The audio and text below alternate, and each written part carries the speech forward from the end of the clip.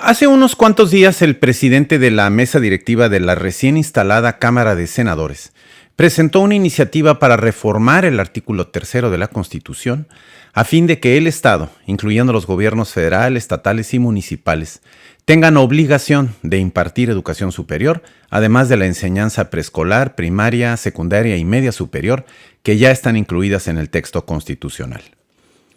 Según lo reportado en varios medios informativos, el objetivo es impulsar la educación superior como un mecanismo para fomentar el desarrollo económico, disminuir las desigualdades y la violencia. La principal estrategia para llevar a cabo esta iniciativa consiste en reducir el enorme rezago que tiene el país en cobertura de educación superior. En principio, el problema del que trata la iniciativa es uno de los más importantes en el panorama educativo de México. De acuerdo con cifras proporcionadas por el investigador Javier Mendoza Rojas, del Instituto de Investigaciones sobre la Educación y la Universidad de la UNAM, para el ciclo 2016-2017 había en México 3.145 instituciones de educación superior, públicas y privadas, con una matrícula total de un poco más de 4.4 millones de estudiantes. En este marco, Mario Luis Fuentes, en un análisis publicado en el diario Excelsior en agosto del año pasado, nos ubica en la realidad del problema. Solo 3 de cada 10 jóvenes, dice él, de 18 a 22 años, tienen la oportunidad de asistir a alguna universidad o institución de educación superior. Habría que agregar, atendiendo a lo que dicen otros estudiosos del tema, que la cobertura no es solo insuficiente, sino también desigual, tanto regional como socialmente. Por un lado, la oferta es desproporcionadamente mayor en las ciudades más grandes del país. Por otro lado, hay indicios claros de que los jóvenes de familias más pobres encuentran mayores obstáculos para ingresar en la educación superior. En conjunto, la cobertura actual es una de las más bajas en cualquier criterio internacional que se considere, por ejemplo, los países de la OCDE o economías comparables con la mexicana. Sumándose a otras muchas voces que han tratado el tema, Mario Luis Fuentes dice en su análisis que el acceso a una educación pública, gratuita, universal y de calidad sigue siendo un enorme reto para nuestro país, sobre todo en los niveles de educación media superior, educación de posgrado y una vertiente casi nunca considerada que es la formación para el trabajo. Así pues, el problema del rezago en la educación superior es real y es relevante. Hay diagnósticos y hay planteamientos que indican posibles caminos y estrategias para aumentar la cobertura a un ritmo más acelerado del que ha tenido en los últimos 25 años. En general, hay claridad en que la solución al problema no es solo de financiamiento. Las adquisiciones de equipos y la construcción de espacios se dan en tiempos y niveles de complejidad mucho menores a los tiempos y complejidad que significa formar maestros, modificar programas, actualizar métodos y materiales de aprendizaje. Invertir es indispensable, pero de ninguna manera es suficiente. Es por ello que el punto de partida no es abrir la chequera pública, sino definir una visión de calidad sobre el porqué y el para qué de la aportación de la educación superior en sus diferentes modalidades y capacidades, respecto de las urgentes transformaciones en la economía, la seguridad, los ingresos y el bienestar social de los mexicanos en sus empresas e instituciones. Igualmente, hay estudios de gran calidad metodológica en los que queda claro que parte de la complejidad del problema de la cobertura proviene de la necesidad de hacer modificaciones sustantivas en aspectos, por ejemplo, normativos, organizacionales, de regionalización, planeación, aprovechamiento de tecnologías y sistemas de información y comunicación y, de manera especial, la vinculación efectiva con los niveles previos de la educación y, desde luego, con los espacios de producción, gestión y servicios que aprovechen mejor y mejoren continuamente las capacidades de los egresados de la educación superior. Se habla mucho, especialmente en círculos oficiales, de que la educación superior tiene un papel estratégico para el desarrollo de México. Pero la retórica no pasa de ahí.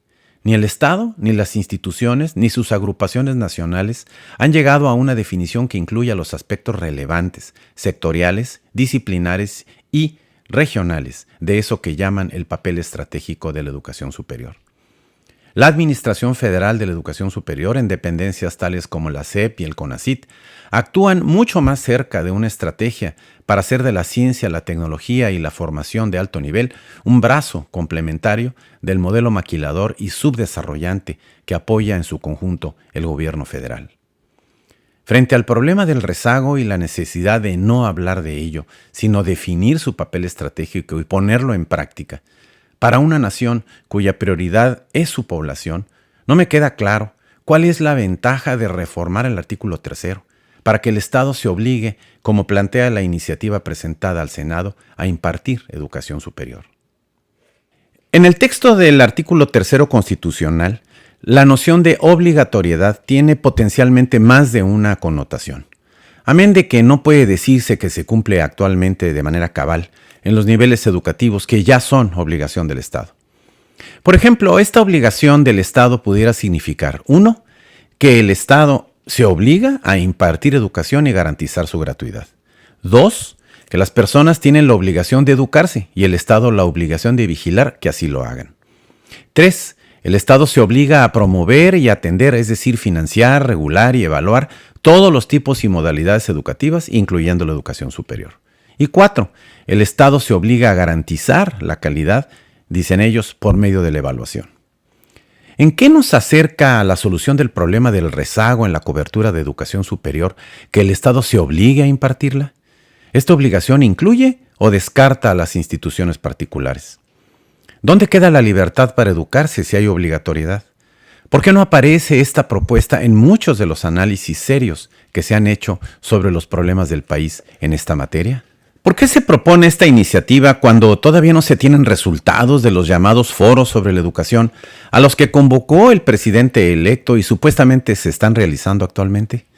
¿Qué implicaciones podría tener una fórmula constitucional como la que se ha propuesto al Senado con respecto a la autonomía de las universidades públicas, el financiamiento de la educación, la libertad de investigación, la vinculación de los perfiles de egreso a las necesidades primordiales del desarrollo humano de los mexicanos? ¿De qué manera ayudará la obligatoriedad del Estado sobre la educación superior si el Estado mismo no posee ni el orden, ni la visión, ni la disciplina, y en cambio predomina en su funcionamiento el centralismo, la ineficacia y la falta de consideración a la diversidad regional, social y cultural?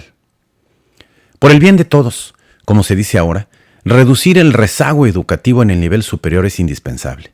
Es claro que la falta de oportunidades educativas acarrea consecuencias sociales bien documentadas, especialmente sobre la juventud, en términos de empleo, bajos ingresos, oportunidades de superación y graves riesgos de quedar atrapados en los círculos de la violencia y la ilegalidad. Pero también, por el bien de todos, necesitamos propuestas serias que tomen en cuenta los avances realizados por muchos estudiosos y actores sobre el tema, de este y de otros países. Repetir errores o hacer alardes demagógicos no nos lleva a ninguna parte. No quisiera pensar que una iniciativa para reformar una vez más el artículo 3 de la Constitución es una llamarada de petate, una invitación a la varita mágica para dar realce a personajes políticos del momento. El tema es serio y es importante. La campaña ya terminó. Es hora de gobernar con responsabilidad y con el ejemplo. Gracias. Estaré trabajando en estos nuevos apuntes para seguir tratando el tema y otros que en su oportunidad con gusto compartiré con ustedes.